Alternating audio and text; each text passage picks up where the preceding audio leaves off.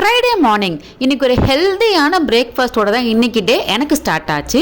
இது ரொம்ப high protein இருக்கக்கூடிய தோசை தான்.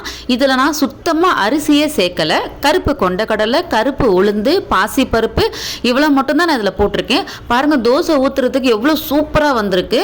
இதை எடுக்கிறதும் நல்லா தான் வந்தது. தோசை ஊற்றுறதுல எடுக்கிறதுல எந்த பிரச்சனையும் இல்லை.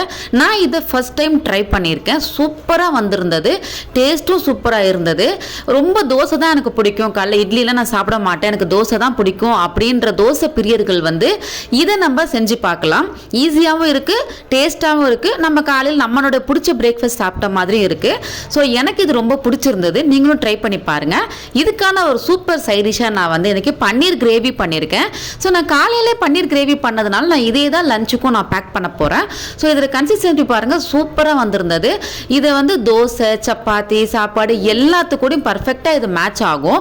அதனால தான் நான் காலையில் பண்ணியிருக்கேன். இது செய்கிறது ரொம்ப ஈஸி தான். ஸோ இதை ஹஸ்பண்டுக்கு நான் பிரேக்ஃபாஸ்ட்டை கொடுத்துட்டு அதுக்கப்புறம் லஞ்ச் நம்ம என்னென்னு பார்ப்போம். இதுக்கு நான் சப்பாத்தி தான் பண்ணியிருக்கேன். ஸோ இன்றைக்கி சிம்பிளாக தான் முடிஞ்சது எனக்கு லஞ்ச் அண்ட் பிரேக்ஃபாஸ்ட்.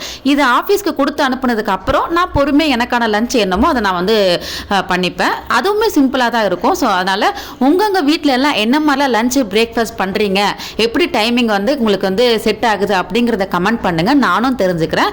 இன்னொரு வீடியோவில் பார்க்கலாம். பாய். Have a nice day.